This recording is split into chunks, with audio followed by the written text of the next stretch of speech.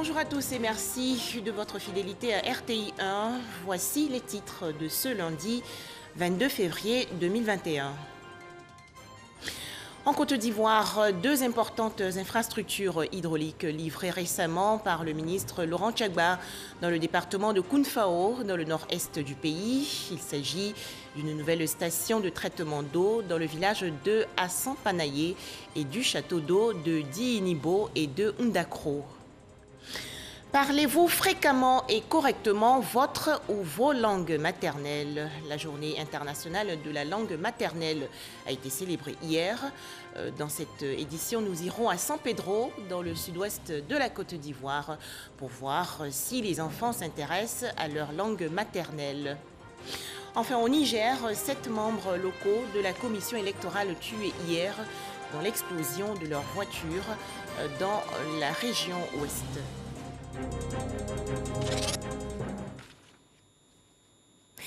Fini donc les problèmes d'eau potable dans cette localité du département de Kounfao, dans la région nord-est de la Côte d'Ivoire. En effet, deux importantes infrastructures hydrauliques ont été livrées le 19 février dernier par le ministre Laurent Tchagba. Les détails, Herman Niamia. C'est la fin du calvaire pour la population d'Assampanaye, village de la sous-préfecture d'Etankessé, dans le département de Kounfao. Une nouvelle station de traitement d'eau vient d'être inaugurée par le ministre de l'Hydraulique pour régler un problème auquel était confrontée la population. Pour rappel, c'est en 2014 que ce village a été doté d'un château d'eau. Mais à l'exploitation, il a été constaté que le traitement de type T1 qui avait été initialement prévu n'était pas adapté pour cette eau, ce qui la rendait difficilement consommable. Aussi, la présence du nitrate créait des dépôts dans les canalisations et détruisait les infrastructures, ce qui provoquait des difficultés d'approvisionnement en eau potable, obligeant ainsi les populations à se tourner vers les puits et les marigots, sources de maladies hydriques. Cette usine de traitement d'un coût global de 126 millions a été entièrement financée par l'État de Côte d'Ivoire. Les travaux ont été réalisés en 6 mois. Grâce à cette nouvelle station, nous avons une production de 462 mètres cubes jour pour un besoin qui est de 112 mètres cubes jour, soit un gain, un excédent de 350 mètres cubes jour. Grâce à ce projet, l'accès à l'eau potable des populations d'Assampanaye et des localités environnantes estimées à 6 574 habitants est garanti jusqu'en 2033. Après Assampanaye, le ministre de l'Hydraulique s'est rendu à Ndakro, toujours dans la sous-préfecture d'Etankessé. Ici, il a procédé à l'inauguration du château d'eau de Diinibo et de Ndakro d'un coût de 304 millions de francs CFA. Avec ce projet, une production complémentaire d'eau potable de 330 mètres cubes jour viendra s'ajouter à la production déjà existante. Ce moment, nous l'attendions depuis fort longtemps. Et aujourd'hui, le président de la République nous a enlevé une épine du pied, qui est la souffrance d'eau potable en Ndakro. Disons merci au président de la République.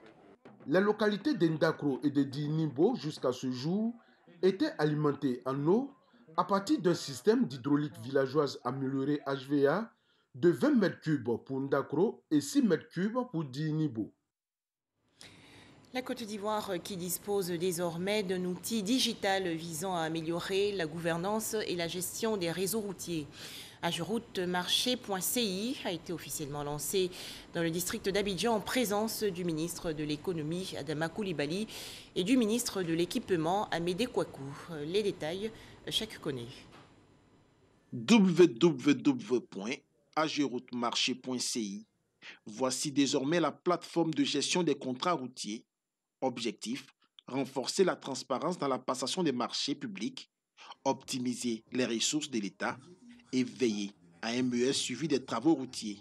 Un soulagement pour les entreprises en charge de l'exécution des routes. Cette plateforme vient régler beaucoup de choses dans la vie des entrepreneurs dans le domaine du BTP.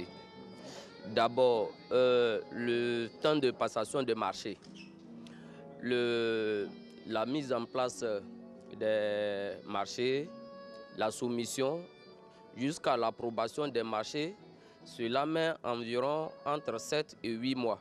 Et avec cette plateforme, en un temps record, ça réduit tout ce temps que nous pouvons perdre en 7 mois, soit en 2, en 3 mois. Aujourd'hui, quand un chantier se déroule, il faut que des gens s'y rendent pour savoir ce qui se passe. Moi, le DG, je peux peut-être y aller, mais je ne sais pas tout le temps. Aujourd'hui, avec cette plateforme, nos ingénieurs qui sont sur le terrain donnent en temps réel l'évolution des chantiers qui apparaissent sur la plateforme. Donc, de mon bureau, je peux suivre l'évolution des chantiers qui se déroulent sur le terrain. À travers cet outil, population, entreprises et pouvoirs publics auront la visibilité sur la réalisation des projets en termes de qualité des infrastructures. Un projet novateur qui vient améliorer la gouvernance, mais également l'archivage et la documentation liée à la passation des marchés publics. À ce jour, la plateforme compte 286 DAO, les dossiers d'appel d'offres, mis en ligne, 600 entreprises recensées et un peu plus de 24 600 soumissions de DAO enregistrées. Cela montre l'ampleur du travail qui a été abattu par nos équipes. Et comme perspective, nous prévoyons pour cette année la digitalisation de la production des DAO et les marchés, ainsi que la mise à disposition dans la plateforme de la base de données des prises unitaires. Pour le ministre de l'Économie et des Finances, cette plateforme électronique vient pallier un certain nombre de problèmes. Les avenants récurrents, la mauvaise qualité des infrastructures routières, la faiblesse des opérateurs du secteur routier, les retards dans la réalisation des infrastructures, l'attribution et le suivi de la mise en œuvre des contrats routiers. Partenaires et parties prenantes, la Banque mondiale a marqué son accord avec un accompagnement à la réalisation du dit projet. Toujours en Côte d'Ivoire, ce programme vise à renforcer l'efficacité des acteurs clés du contrôle budgétaire. Il s'agit du projet d'appui au renforcement des institutions de contrôle, officiellement lancé il y a quelques jours dans la commune de Cocody, financé par l'Union européenne à hauteur de 1,18 milliard de francs CFA. Le PAC va durer 3 ans. Les explications dans ce reportage de Dangui Dangui. Les structures de contrôle interne et externe des finances publiques ainsi que celles de lutte contre la corruption bénéficient du projet d'appui au renforcement des institutions de contrôle de Côte d'Ivoire sur 3 ans. Entre autres défis de ce projet financé par l'Union européenne, renforcer l'efficacité de la recette et de la dépense en améliorant la transparence et la redevabilité de la gestion de la finance publique. Par la bonne gestion des finances publiques, et par la bonne gestion des impôts, parce que c'est là où l'argent rentre aussi, la Côte d'Ivoire peut assurer aussi une croissance économique équilibrée et surtout aussi maintenir son attractivité économique.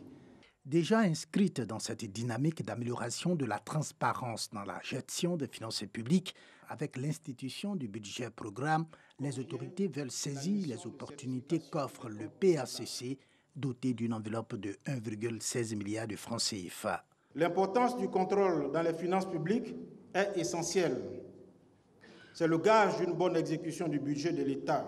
Le PAC, comme cela se dit en abrégé, devra en conséquence contribuer à l'amélioration de la performance de l'action publique à travers la poursuite et le renforcement de la bonne gestion des finances publiques. Les institutions bénéficiaires du PACC ont signé la lettre d'engagement à s'inscrire dans la perspective de transparence et de redevabilité dans la gestion des finances publiques. Un panel est sur le thème « Gestion des finances publiques ». Une contribution à la bonne gouvernance financière a permis aux experts et participants de comprendre les enjeux du PACC mis en œuvre par Expertise France. Autre actualité, les membres de la commission mixte paritaire de matérialisation de la frontière entre la Côte d'Ivoire et le Burkina Faso, installée récemment lors d'une cérémonie dans la commune du Plateau. Cette structure composée de 20 acteurs, dont 10 par pays, va conduire à terme le processus de réalisation de la frontière ivoiro-burkinabé. Le point, Jean Djadji. Et ils sont au nombre de 10 par pays. Ces experts ivoiriens et burkinabés installés dans la commission mixte paritaire de matérialisation CMPM. Spécialistes en coopération transfrontalière, ils auront la lourde tâche de démarrer les travaux et de conduire à terme le processus de réalisation de la frontière commune pour le compte de l'État de Côte d'Ivoire et du Burkina Faso. Cette activité de démarcation des frontières, démarcation physique, est précédée d'enquêtes de terrain, de recherche documentaire, d'analyse des documents cartographiques, et à partir de ce moment-là, les experts s'entendront pour définir les coordonnées, et à partir des coordonnées maintenant, il y a des activités de sensibilisation des populations sur le terrain. Les ministres ivoiriens et burkinabés en charge des questions de frontières encouragent les membres de cette commission et se disent prêts à renforcer la sécurité et à régler pacifiquement les conflits liés aux frontières. La frontière donc peut constituer une source de tension et de conflit entre États si elle n'est pas définie et acceptée de tous. Ce risque est davantage plus prégnant dans le contexte africain. Je voudrais profiter de l'occasion pour vous rappeler l'importance de la haute mission que nos deux pays vous confient dans un contexte sécuritaire préoccupant. Et aussi à un moment où les hautes autorités ivoiriennes et burkinabées déploient beaucoup d'efforts pour combattre tous les périls d'où qu'ils viennent, en vue d'assurer et garantir la sécurité de leur population. L'installation de la commission mixte paritaire de matérialisation des frontières Côte d'Ivoire-Burkina répond à la mise en œuvre du protocole d'accord signé le 30 juillet 2014 à Ouagadougou entre la Côte d'Ivoire et le Burkina Faso.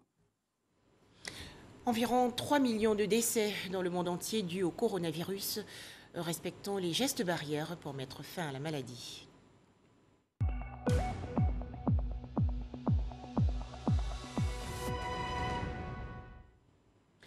En Côte d'Ivoire, 112 nouveaux cas de coronavirus ont été enregistrés hier par le ministère de la Santé et de l'Hygiène publique. Le pays compte actuellement 32 026 cas confirmés de coronavirus, 30 589 personnes guéries, 186 décès et 1251 cas actifs.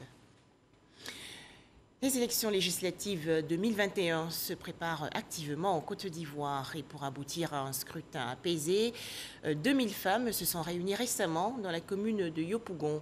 Elles se sont donc engagées pour une paix durable dans le pays. Eric Goré.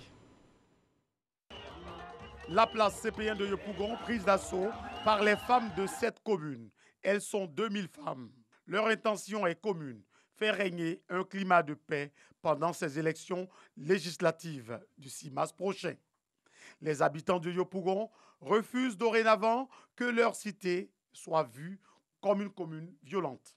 L'expérience de la présidentielle ne doit plus se répéter. Pour ce faire, les populations et autorités municipales sont sur le terrain. Après les étudiants résidant dans cette commune qui ont appelé à la paix et à la cohésion sociale à Yopougon, c'est au tour de ces femmes issues de divers horizons à prendre le relais. C'est ces femmes-là qui peuvent parler à leur mari, qui peuvent parler aussi à leurs enfants. Et puis une femme qui a un objectif, je pense que personne ne peut l'arrêter. Parce que quand une femme veut quelque chose, toi-même tu ne peux pas l'arrêter.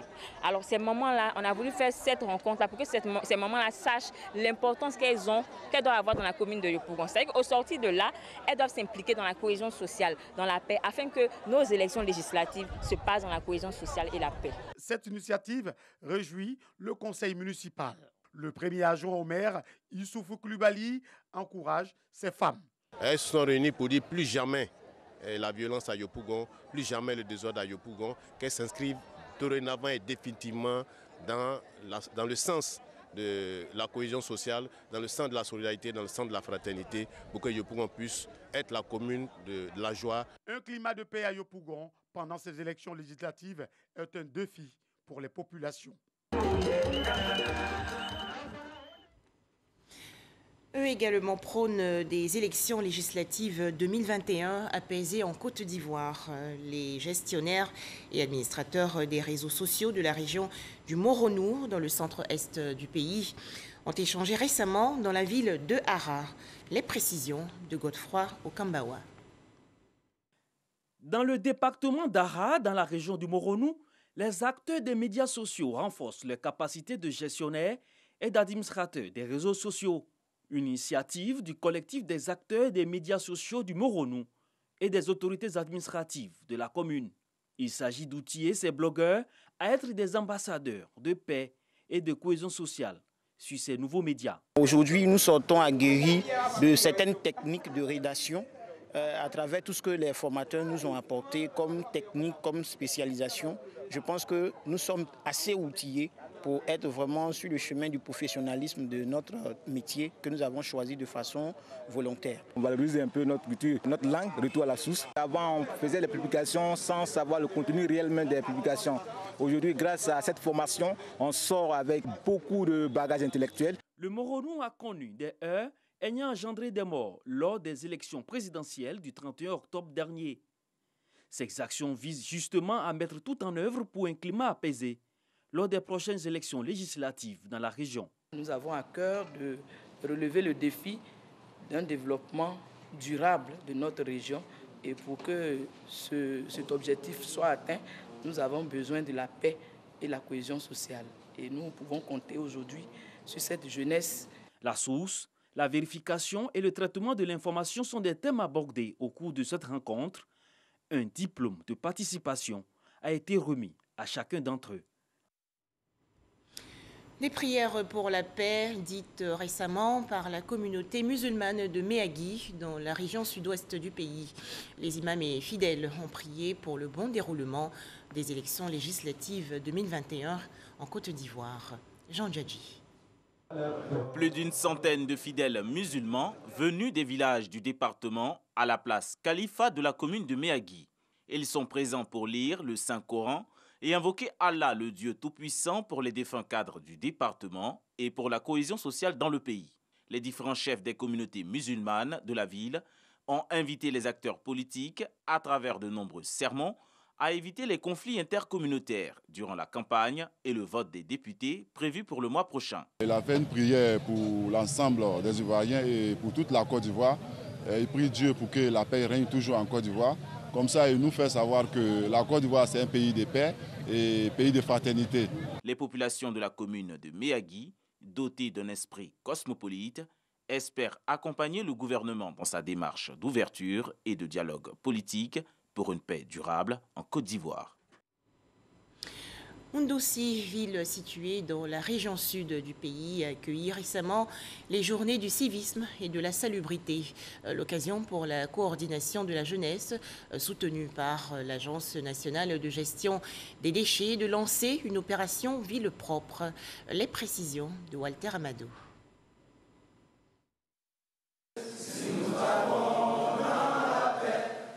L'hymne national de Côte d'Ivoire, la Biganaise, chanté en chœur par les jeunes de Ndoussi.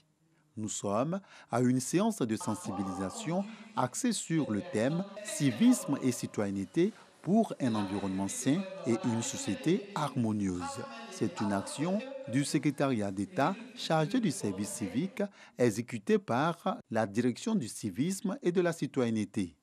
Le civisme et la citoyenneté, ce n'est pas l'affaire des jeunes, ce n'est pas l'affaire d'un seul individu, mais c'est l'affaire de tous. La violence ne résout rien. C'est le civisme qui nous permet de nous exprimer. À travers les échanges interactifs, l'activité vise à renforcer les capacités de valeurs civiques et de culture démocratique des populations. Édifiés, les participants s'engagent à être des relais. Le civisme, c'est un thème très important que nous devons ensemble, élèves et tout autre, vraiment mettre à l'application, que dorénavant nous soyons une cité où tout le monde a l'envie de venir. Nous avons bien cerné ce qu'elle nous a donné comme indication. Et nous allons faire preuve d'indulgence pour que la jeunesse de Ndoussi vive en paix. Afin d'inculquer aux populations les bonnes pratiques favorisant le maintien d'un environnement sain, une opération ville propre a été initiée en collaboration avec l'Agence nationale de gestion des déchets, ANAGED. Célébration donc hier de la Journée internationale de la langue maternelle. Il s'agit pour l'UNESCO de promouvoir la diversité linguistique, culturelle et le multilinguisme. En Côte d'Ivoire, les enfants parlent-ils ou s'intéressent-ils à leur langue maternelle? Sam Conan a sillonné quelques ménages à San Pedro, dans le sud-ouest du pays. Regardez. Ange Mbra est une écolière dans le village des Petits Pedro, dans la sous-préfecture de San Pedro. Élève en classe de CM1, Ange Mbra parle couramment sa langue maternelle. Petite démonstration. Viens, Bla. Va te laver. Comme dit. Viens étudier. Cosmonique. Parler sa langue maternelle, une fierté pour les enfants et leurs parents. J'ai appris ma langue maternelle avec ma grand-mère. C'est bon pour apprendre sa langue maternelle. J'arrive à parler avec mes parents. Voilà, j'arrive à parler aussi à mes amis qui parlent la langue maternelle aussi. C'est une fierté pour moi de comprendre ma langue maternelle. Il est bien que les enfants apprennent leur langue maternelle. Voilà, dans tous les cas, ils vont à l'école, ils vont apprendre la langue française à l'école. En ville, beaucoup d'enfants n'ont pas eu cette chance d'apprendre et parler leur langue maternelle. C'est le cas de Manuel Adrien, élève en classe de 5e, et de Keren Diagoné, en classe de seconde. Je suis bêtée, mais je ne comprends pas. Parce que mon papa, quand il lui dit de m'apprendre, il n'a pas le temps. Ici, les parents ne parlent pas gourou, c'est français. Il y a deux fois, ils parlent gourou entre eux, mais nous, on ne comprend pas. Mais ce qu'ils veulent nous envoyer, c'est en français. Nous, on ne comprend pas gourou. Ça me fait mal, je ne comprends pas gourou. Sinon, des fois, on leur parle en gourou. Mais comme ils ne comprennent pas, ils demandent. Donc, tu es obligé de reprendre en français. On regrette. Parce que c'est très important pour les enfants d'apprendre leur langue maternelle. Dame Célestine Ako ne veut pas commettre les mêmes erreurs que sa voisine. C'est pourquoi elle s'y prend tôt avec ses petits-enfants. Comme ce sont les petits-enfants, elle les apprend à parler un peu. Au fur et à mesure, quand ils vont prendre de l'âge, et puis ils vont commencer à parler aussi.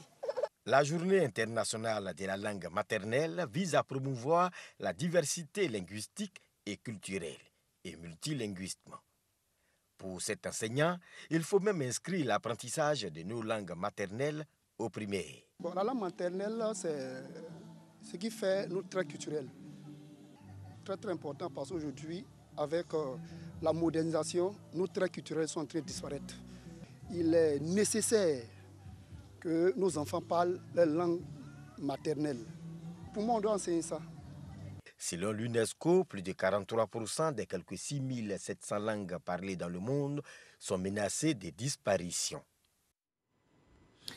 Bientôt un complexe sportif à Sinématiali, ville du nord du pays. Les travaux de cette infrastructure de 5 hectares et demi ont été lancés récemment par le ministre des Sports, Paulin Claude Danhaut. Plus de 1 milliard de francs CFA sont investis dans ce projet. Ami Sissoko. Sinématiali, localité située à environ 25 km de Korgo, aura bientôt un complexe sportif de haut niveau. Le ministre des Sports, Claude Paulin Danhaut, vient de lancer les travaux de cette infrastructure. Cette infrastructure ultramoderne sera bâtie sur une superficie de 5 hectares et demi. Elle abritera entre autres un terrain de football avec 2 tribunes de 2000 places chacune. Sont également prévus plusieurs terrains de sport de main. Tel que le terrain de handball, qui comprend pratiquement 1056 mètres carrés, qui pourra servir de différents jeux de maracana, un terrain de basket de 420 mètres carrés, un terrain de volleyball, un terrain de tennis avec des tribunes amovibles. Coût de réalisation du futur complexe sportif de Sinématiali, 1,10 milliard de francs CFA. Les travaux vont durer 2 ans. Le complexe va changer beaucoup de choses, surtout dans le département. Ça va faire le développement du sport, la promotion surtout.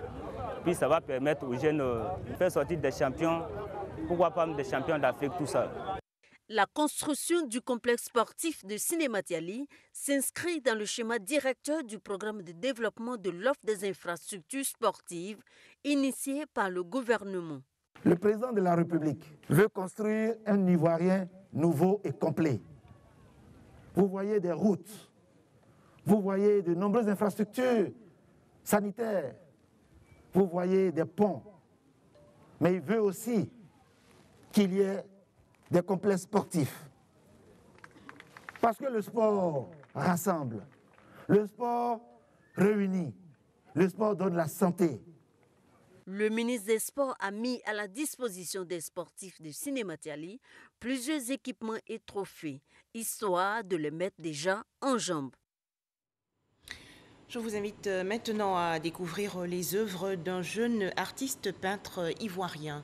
Mounou Désiré Kofi, c'est son nom, a présenté récemment au grand public ses tableaux. Il s'agit de claviers téléphoniques recyclés et transformés en magnifiques œuvres d'art.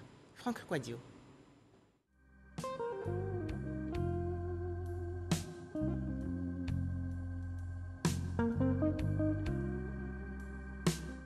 Je suis Mounou Désiré Kofi, jeune artiste ivoirien qui donne une seconde vie aux déchets électroniques, précisément les claviers, les écrans tactiles, en un mot les téléphones portables. Une ingénieuse idée que celle de Mounou Désiré Kofi. Avec lui, clavier de téléphone portable et écran ne sont pas désuets. Ils sont utilisés pour donner vie aux formes humaines. Plusieurs toiles sont proposées. Dans ce hall d'hôtel improvisé en galerie, l'artiste réalise savamment le mixage impressionnisme et figuratif. Mounou Désiré Kofi se plaît à expliquer sa technique. Voilà, d'abord à la base, je suis photographe peintre en fait. Donc voilà, j'ai des moments assez exceptionnels que j'essaie de capturer. Après avoir capturé ces éléments-là, ces photos-là, et j'essaie de travailler les photos. C'est-à-dire que je modifie ces photos-là et après avoir modifié, j'essaie de faire le dessin. Après le dessin, maintenant on passe au collage. L'artiste est un pur produit des écoles des beaux-arts ivoiriens. Sa démarche entend être de portée sociale. Ce tableau par exemple s'intitule « Allah, faut sciencer ». Ce personnage qui est un jeune homme courageux, travailleur, en fait c'est un peu des gens qui travaillent tout le temps, mais qui ont de l'argent pour pouvoir se nourrir simplement. Ils n'arrivent pas à investir dans des projets. Donc en fait, à un moment donné, il est fatigué et il assiste sur sa bourrette et il se pose la question vraiment si Dieu l'a oublié ou pas. Le jaune, le vif rougeoyant et des teintes plus sombres, sans oublier le collage, la signature de l'artiste est appréciée. Après le Maroc et la Belgique entre autres, Mounou Désiré Kofi expose pour la seconde fois dans son pays, la Côte d'Ivoire. Un nouveau média en Côte d'Ivoire, View Magazine, est une publication bimestrielle qui fait la promotion des technologies audiovisuelles. Nous retrouvons Franck Quadio pour les précisions. C'est un magazine qui se donne pour ambition de combler un vide. Le secteur de l'audiovisuel et de la presse, on en parle beaucoup, mais on en sait peu de choses. Le sens donc de la création de ce bimestriel View Magazine. Nous apportons la connaissance de ce milieu-là. Nous apportons l'information de ce milieu-là. Nous apportons le savoir-faire de ce milieu-là. Nous apportons la découverte de ce milieu. Parce que derrière ce monde de la communication, il y a des hommes qui y travaillent, que nous voulons essayer de mettre à la lumière. Il y a derrière des technologies que parfois on ne connaît pas, que nous voulons essayer de mettre à la lumière. Il y a derrière des équipements que parfois nous utilisons mais que nous ne maîtrisons pas ou encore que nous ne savons pas choisir. Ce premier magazine de l'audiovisuel, du cinéma et des nouveaux médias s'adresse donc à un panel d'interlocuteurs, responsables d'entreprises, communicants, journalistes et annonceurs. Il sera édité en 6 numéros annuels. Plein de marques ici qui puissent utiliser, mais jamais un seul des acteurs qui n'a fait un workshop technique en Côte d'Ivoire. Nous voulons créer cette nouvelle synergie de workshop technique, comme on le fait en Europe, aux États-Unis et en Asie. Ces équipements viendront former sur ce matériel, sur ces technicités-là que vous utilisez au quotidien et rendre meilleur. En même temps, je vais essayer de mettre en valeur les hommes. Au lancement du magazine, des échanges pour mieux connaître l'outil et des hommes du sérail apprécient l'opportunité. C'est un vide qui est comblé et c'est un support professionnel comme ils l'ont dit et ça va permettre aussi de guider les professionnels sur les marchés techniques, pas que sur les marchés de la production et de la diffusion. 100 pages en format papier et version numérique. La date de publication du premier numéro est fixée à mai 2021. Environ 8 millions d'électeurs appelés aux urnes hier au Niger pour la présidentielle. 2 candidats en lice pour ce second tour. Mohamed Bazoum du parti au pouvoir et l'opposant Mahaman Ousmane. Le dépouillement a déjà commencé. Deuxième tour de la présidentielle nigérienne, endeuillée par la mort dans une explosion de 7 membres de la commission électorale. La contestation se poursuit après le coup d'État militaire en Birmanie. Les Nations Unies réagissent aujourd'hui. En effet, le secrétaire général Antonio Guterres a appelé l'armée birmane qui a renversé le gouvernement civil de Aung San Suu Kyi à arrêter immédiatement la répression. Cette intervention arrive au moment où les nations européennes doivent discuter de sanctions contre la Birmanie. Enfin, les langues maternelles, outils d'une éducation et d'un enseignement de qualité. Cette question sera débattue aujourd'hui à 16h10 précises dans le magazine Ça fait l'actualité. Ce sera bien sûr sur RTI 1. Merci de nous avoir suivis. Excellent début de semaine à toutes et à tous.